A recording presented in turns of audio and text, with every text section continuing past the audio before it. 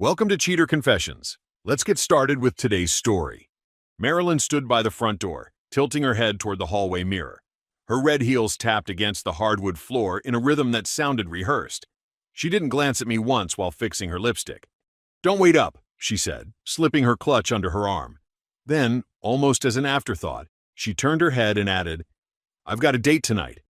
She smiled like it was a joke, like I was the safe husband who'd take the punchline without protest. For years I had swallowed the small cuts, the little digs, the cruel humor she swore was harmless. But something in me was finished playing. "A date?" I asked, calm, steady. She shrugged, adjusting her bracelet. "Relax, Jake. Don't be jealous. You know how boring we've been lately." She laughed softly, as if she were warming up for an audience outside. I didn't laugh. I didn't scold her either. I simply set my coffee mug on the counter and said, "Then I'll make sure everything with my name on it is gone before you come back." The sound of her laugh died instantly. Her hand froze on the doorknob.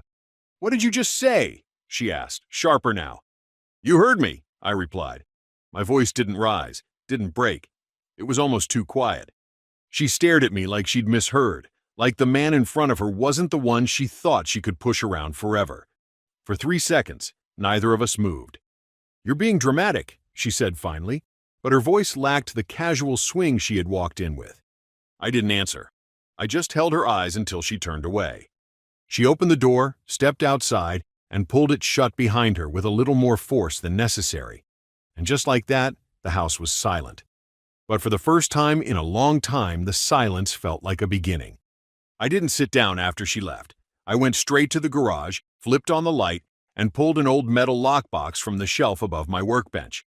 I hadn't touched it in years, but I always knew it was there. Inside were the things I didn't trust to leave scattered in the house: my passport, birth certificate, a folder of insurance papers, and the title to my truck. Proof that I existed outside of Marilyn's orbit.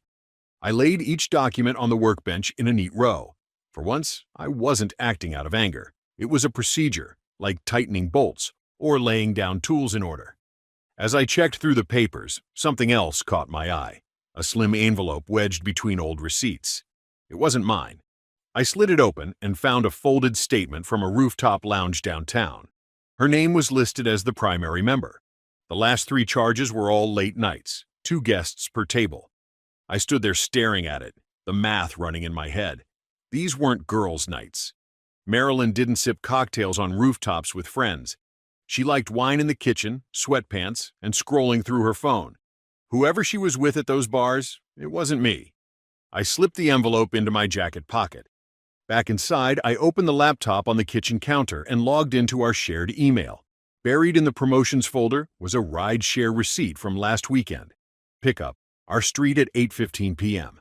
Drop-off, the same lounge at 8:42. I wasn't surprised anymore, just steady. Every new piece of paper was another nail I hadn't hammered yet. I closed the laptop and looked at the house around me.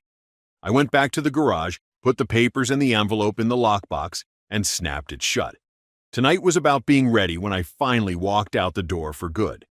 I pulled one duffel bag from the closet, laid it on the bed, and started filling it with the bare minimum: a week's worth of clothes, my laptop, and a stack of legal papers I'd set aside. Nothing more. I picked up our framed wedding photo from the dresser. Marilyn smiling widely, me in a suit I borrowed from my brother. For a moment, I held it in both hands, wondering how many people in that church had noticed the way she looked everywhere but at me. I slid the photo out of the frame, tore it in half, and dropped the pieces into the trash. On the bathroom mirror, I left one line written on a yellow sticky note: "You can stop calling it a game." No signature, no date, just the sentence. Then I opened my banking app. First, I moved my paycheck deposits back into the personal account I'd kept since college. Next, I transferred a portion of the savings that legally carried my name. I didn't drain it. I wasn't looking to punish her. I wanted clean edges, no loose strings. The last thing I did was cancel the beach cabin rental I had booked months ago for our anniversary. The refund dropped into my account within minutes. By the time the sun dipped low, the house looked untouched. Her things still sprawled across the counters, her coat still hanging in the closet. But my side was hollow. I loaded the duffel into the back seat of my truck, locked the front door one last time, and didn't look back through the window. That night, I checked into a short-term rental across town. One bedroom, plain furniture, smelled faintly of paint, but it was quiet. I set the duffel on the floor, sat at the small kitchen table, and texted Carter, an attorney I'd known through a mutual friend. I left a simple message. Carter, it's Jake Walker. I need to meet as soon as possible. It's important. Then I put the phone down, closed my eyes, and let the silence settle in like armor. The rental's Wi-Fi was weak, but strong enough to keep the feed from my door camera running. I sat at the small table with my laptop open, waiting for her return. Just after midnight, the headlights of Marilyn's car swept across the driveway. She stepped out, heels clicking on the pavement. She walked up the path with that same careless confidence she'd left with. The front door opened, and she strutted inside while typing on her phone. Then she stopped. I watched her head turn slowly, scanning the living room. The closet door was open. My side was bare. She put her clutch down and walked down the hall, her pace slower now. Her phone lit up. Call number 1. I let it ring. Minutes later, a text. Funny. Come back, Jake. Don't sulk. Then another. Okay, you win. I'll make it up to you. By 2 a.m., her tone shifted. Where are you? This isn't funny. Then, you're overreacting again. Stop being ridiculous. By dawn, she had called 12 times and left 4 messages. I didn't answer a single one. I changed the admin password for the home Wi-Fi account, logged out of our streaming services, and wiped my profile from the shared cloud storage. Clean cuts, no arguments. Mid-morning, another text buzzed through. Jake, I'm scared. Please just call me. I closed the laptop. I wasn't going to soothe her panic. For years, that had been my role, to absorb her moods, to steady the ship she kept rocking. Not this time. I stared out at the parking lot. Marilyn was learning what silence felt like, and I was learning how steady it could make a man feel. By the second evening, her messages had multiplied. 30 missed calls, a wall of texts that swung from flirty to frantic. I ignored all of them. Instead, I opened the joint phone bill we'd always let autopay. A number repeated over and over, usually late at night. I copied it and dialed. A man answered on the second ring. Hello? This is Jake Walker, I said evenly. I'm calling because you've been in touch with my wife, Marilyn. Silence on the other end. Then, she told me you two were separated. His voice was strained, cautious. We're not, I said. He exhaled hard. Jesus. Look, I didn't know at first. When I found out, she swore it was temporary, that you were already moving on. I backed off weeks ago. What's your name? I asked. Andrew Miller. I let the name settle. I don't need excuses, Andrew. I need the truth. Did she meet you at Riverlight Hotel last Friday? Another pause. Yes, she booked it. Said it was to celebrate finally closing a chapter. I thought she meant you. My jaw tightened, but my voice stayed level. Do you have proof?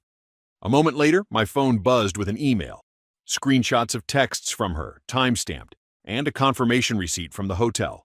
2 guests, King Suite, dinner included. I scrolled through the attachments, my chest heavy but steady. Facts, not guesses. Jake, Andrew said quietly. I'm sorry. I didn't want to get dragged into this. I just figured you should know. You've done enough, I said, and ended the call. I sat there staring at the email, the blue glow of the screen lighting up. Marilyn's story had finally cracked open, and the truth slid out in someone else's voice. I didn't rage. I saved the files in a private folder and shut the lid. For the first time in years, I had leverage. The game she thought she controlled was shifting. It was the third night when the knock came. Not pounding, not urgent, just 3 soft taps against the door. I knew who it was before I checked the peephole. Marilyn stood there in sneakers, a hoodie zipped up. No lipstick, no heels, no armor. I opened the door halfway and leaned against the frame. How'd you find me? Her eyes darted past me into the small apartment. You mentioned this place once. Years ago, when we drove by the park. I remembered. I didn't invite her in. Jake, she said quickly. I didn't sleep with him. You think I did, but I didn't. I wanted to get your attention. You've been so distant. I raised an eyebrow. Distant? You barely talk anymore, she insisted. You don't fight? I thought if I pushed you, you'd finally react. I thought you'd fight for me. I let the silence hang, then pulled my phone from my pocket and opened Andrew's email. I tilted the screen so she could see the hotel receipt. Her face drained of color. "He's lying," she whispered. "2 names on the booking. Your text thread is attached. That's not lying." She shifted her weight, wringing her hands. "It wasn't what you think. I was confused. I made mistakes. But you walking out like this? That's too far." "No, Marilyn. What's too far is calling betrayal a joke and thinking I'd play along forever." Her eyes glossed, but no tears came. Just panic. "Please, come home. We can fix this. I'll explain everything." "Home?" I shook my head.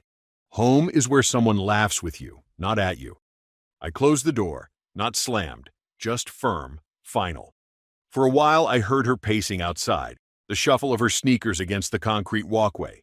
Then the sound of a car door shutting, followed by nothing. I sat down at the table, phone still in hand, staring at the proof glowing on the screen. For the first time in years, the silence didn't feel empty. It felt earned. The next morning, I was sitting across from Carter in his office.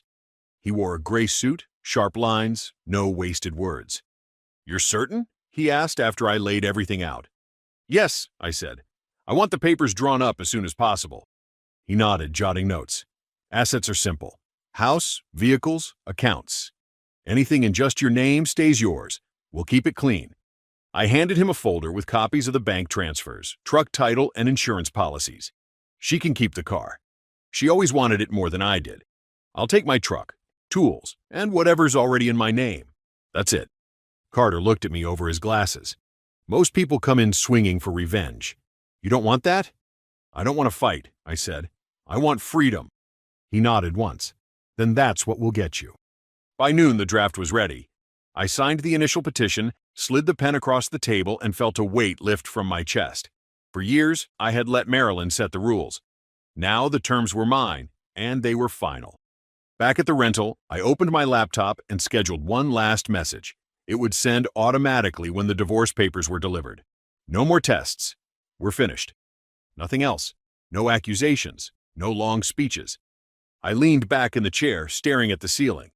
Later that night, her number flashed across my phone again. I didn't answer. The voicemail came through a minute later, her voice cracking, saying my name over and over like it was the key to undoing everything. I deleted it without listening all the way through. The line had been crossed, and this time there was no way back. A week later, I signed the lease on a small place across town. Nothing fancy. 2 rooms, plain walls, a balcony. My life, boiled down to essentials, finally arranged on my own terms. The first night there, I stood at the doorway with the keys in my hand. I thought about the moment at our old house, Marilyn telling me she had a date. The way she laughed, waiting for me to shrink back like I always had. She never expected the sentence I gave her in return.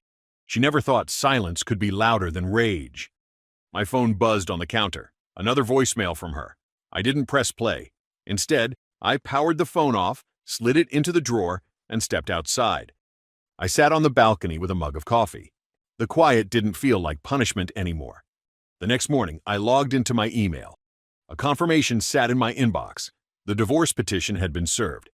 Attached was the delivery receipt showing it had been opened. At the exact same minute, my scheduled message went out. "No more tests. We're finished." I closed the laptop, slid the balcony door open, and stepped through. She once told me not to wait up. Now she knew I never would again. And that was the end of it. The last door closed, and a new one opened. Entirely mine. Thank you for watching. Welcome to Cheater Confessions. Let's get started with today's story. I was in the kitchen on a Tuesday evening chopping vegetables for dinner when my phone buzzed on the counter. It was a short message from Lana, my girlfriend of 3 years. "I'll be staying at Jason's tonight. Don't wait up." That was it.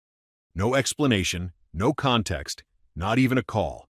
Just a line that landed like a stone in water, rippling through everything I thought I knew. Jason. The coworker she always swore was harmless. The guy who liked every photo she posted and always seemed to have some urgent project that required her after hours. I looked at the message for a long time. My thumb hovered over the keyboard, and I thought about all the possible replies. I could have asked questions, demanded reasons, pleaded for honesty, but instead, I typed 5 words. Thanks for letting me know. Then I set the phone down. I turned the burner off. Whatever appetite I had was gone. It wasn't just this text. The signs had been there for weeks. Late nights, quick exits to answer calls. Her screen flipped over when I walked past. Excuses that didn't add up. I wanted to believe her, so I let it slide. But this was the line. I walked through the apartment slowly, noticing the things that were mine and the things that were hers. The lease was in my name. The bills came to me. The furniture, the kitchenware, even the TV, purchased by me. She had brought her clothes, her shoes, her personal touches. That was it. I opened my laptop and started a quiet process. Downloaded the lease, bills, insurance, and utilities to a folder. Took photos of each room, documenting what belonged where. Sent the files to my personal email. A simple step, but important. Lana thought she was playing a game. Testing boundaries, seeing if I'd react. But I wasn't going to play. I had already decided, if she wanted Jason's place for the night, she could have it for good. Once the decision settled in my head, the next steps became clear. I wasn't angry. I was calm, focused, methodical. I pulled out a stack of flattened boxes from the closet. They were leftovers from when I moved into the apartment 2 years ago. I opened the first one, taped the bottom, and carried it into the bedroom. Her side of the closet was full. Dresses, jackets, shoes stacked in organizers. I started with the clothes, folded each one, stacked them, and laid them in the box. It wasn't about revenge. It was about finality. When she came back, there would be no arguments about what stayed and what went. Everything of hers would already be packed. Box after box, I worked my way through the apartment. Makeup from the bathroom, perfume bottles, hairdryer, curling iron, all bubble-wrapped. I wasn't leaving her excuses to come back later, pretending she forgot something. By the time I finished, it was past 9. 8 boxes, 2 suitcases.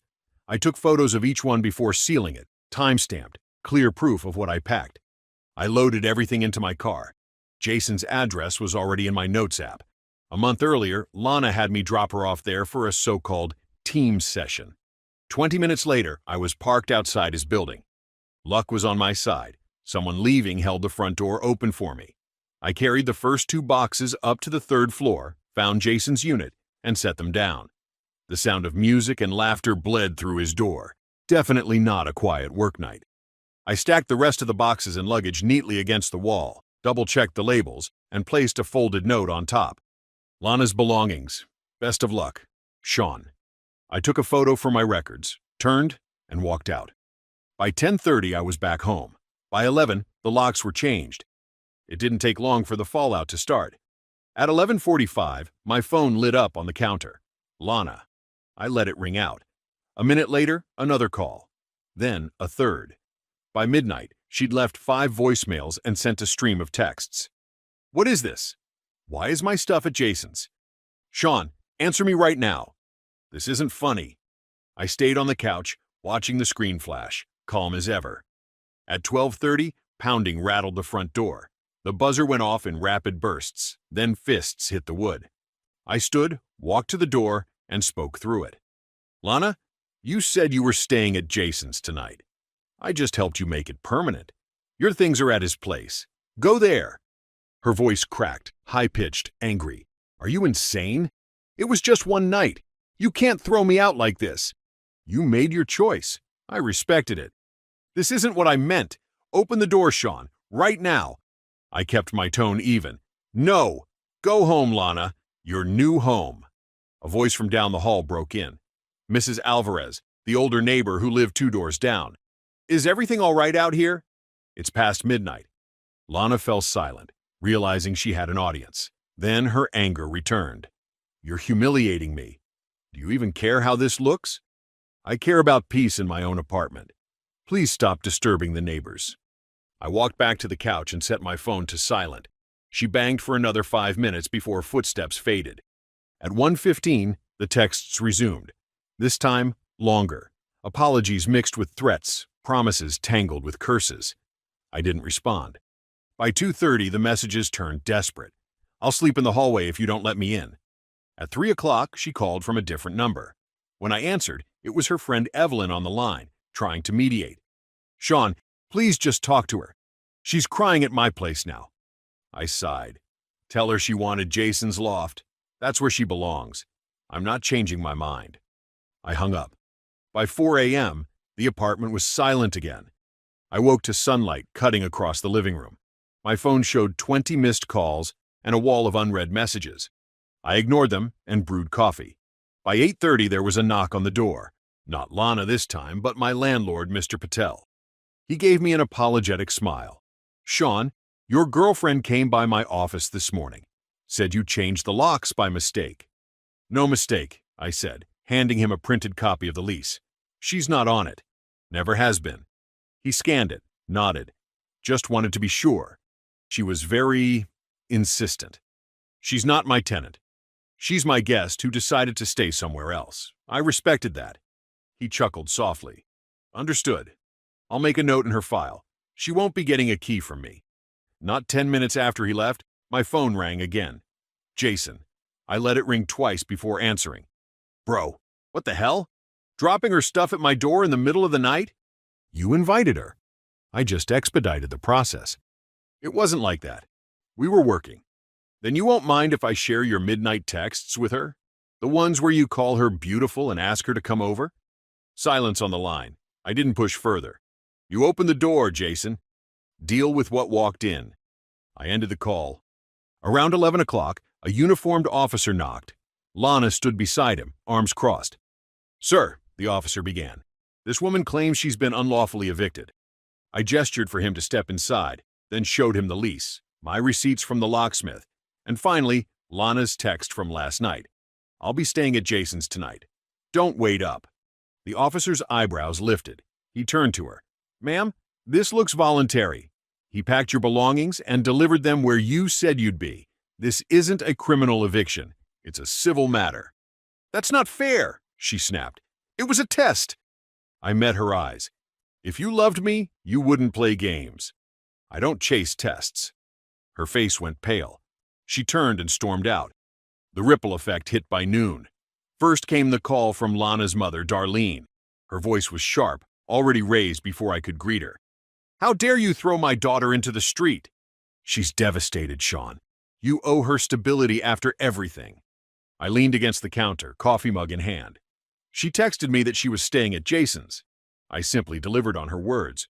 All her belongings are safe with her. She made one mistake. You're her partner, not her executioner. She made a choice, Darlene. I just respected it. Legally, she was never a tenant here. No lease, no rent, no rights. There was a pause, then the predictable threat. "She'll sue you." "For what?" I asked. "Packing her things neatly and sending them to the man she said she'd be with?" The silence stretched. Then she hung up. By 1 o'clock, Jason's girlfriend, Hannah, reached out. She'd found the boxes stacked outside Jason's door and demanded answers. In her messages to me, she attached screenshots of Jason's late-night flirting with Lana. "Thanks for confirming what I already suspected," she wrote. The fallout spread further. Evelyn, the friend Lana had stayed with after her meltdown, called me privately. "Sean, I think you should know. Lana's been telling people this was all to see if you'd fight for her. She said if you didn't react, she'd know you didn't care." I let out a humorless laugh. Then she got her answer. Evelyn hesitated. "She's burning bridges fast. None of the girls want her on their couch anymore. She thought everyone would back her up. They're not." By late afternoon, the professional hammer dropped. HR at Lana's firm flagged her and Jason after a client accidentally copied their manager on a chain that made their after-hours work sessions too obvious. She called me 3 times, screaming about how I'd ruined her career. But the truth was simple. She had done that herself. When she texted that evening, "I'll come home if you just talk to me," I typed one reply and hit send. "You already home, Lana?" At Jason's. 2 days passed quietly. Then, Saturday afternoon, the quiet cracked. I was watching a game with the volume low when a loud rumble came from the street below. I glanced out the window. A U-Haul. 5 minutes later, heavy knocks rattled the door. I opened the peephole. Lana stood there with her brother Daniel and her cousin Harris. Daniel had a crowbar tucked under his arm. "Open up!" Lana shouted. "I'm moving back in." "You can't keep me out." I didn't move. "You're not moving back in, Lana. This isn't your apartment." Harris stepped forward, tried the handle. "This is family business, man. Just let her in." I had prepared for this. Instead of opening the door, I picked up the phone and dialed the landlord.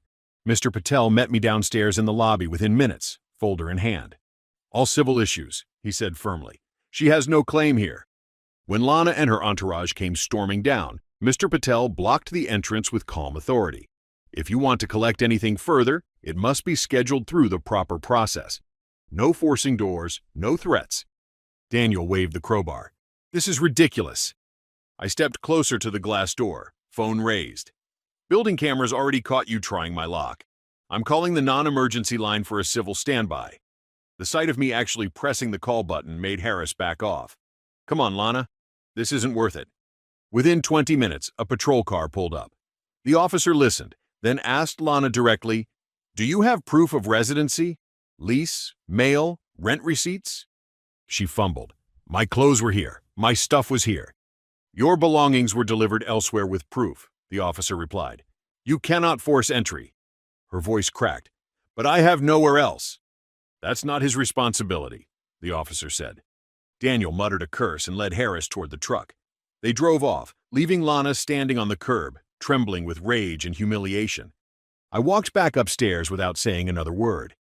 The stunt with the U-Haul didn't end her spiral. It accelerated it. By Monday morning, I got a fraud alert from my bank. Someone had tried to use the emergency card I'd canceled. Then, an hour later, a credit freeze notification pinged on my phone. She had attempted to open a new account with my information. I filed a report immediately. The detective on the non-emergency line was blunt. "That's attempted identity theft. Do you want to press charges?"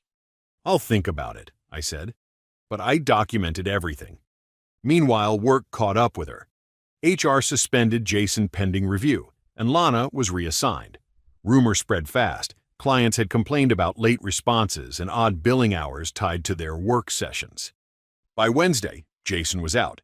Lana kept her job, but got benched into compliance training, a professional demotion she couldn't spin. That same day, Evelyn messaged me again. This time, she sent screenshots from Lana's group chat. My girlfriend had bragged about testing me, saying if I didn't react, she'd know I wasn't man enough to keep her. She even joked that I was just practice until she found someone better. I stared at the messages, calm. Confirmation, not revelation. I met with a family law attorney, Alicia Romero, the next afternoon. She listened quietly, flipped through the binder of documents I'd prepared, texts, photos, receipts, and nodded. "You've done half my work for me," she said. "We'll draft a separation agreement, financial boundaries, property rights, and a communication protocol. If she violates it, we'll escalate." When Lana received the papers, her response came within minutes. Furious texts, alternating between threats and pleas. "You're destroying me, Sean. You're supposed to stand by me. You'll regret this when you're alone." I didn't answer. Every line I'd needed to say had already been said. Now the paper trail would do the rest. The shift was complete. She was flailing, throwing punches in the dark. I was standing still, unshaken, holding the light. The final chapter came quicker than I expected. 2 weeks later, Lana agreed to a mediated meeting arranged by my attorney. We met in a neutral co-working space, her lawyer beside her, Alicia on my side. On the table were the storage receipts, the itemized inventory, and the separation agreement. She looked smaller than I remembered, hunched into herself, eyes ringed with exhaustion. Her voice cracked as she signed the property receipt. "You really boxed up our life like I was nothing." I stayed even. "I boxed up your things because you told me you were staying at Jason's. I believed you." Her lawyer slid the papers across, and she scrawled her name. No fight left. By then, Jason was already gone, resigned quietly after HR finished its review. Word was, his girlfriend had left him too. Lana, meanwhile, was stuck in a desk job with no client-facing role, under compliance supervision. The fallout had done the work I never needed to lift a hand for. After the meeting, I walked out, papers tucked under my arm. For the first time in months, my shoulders felt light. That night, I came home, unlocked my door, and stepped into silence.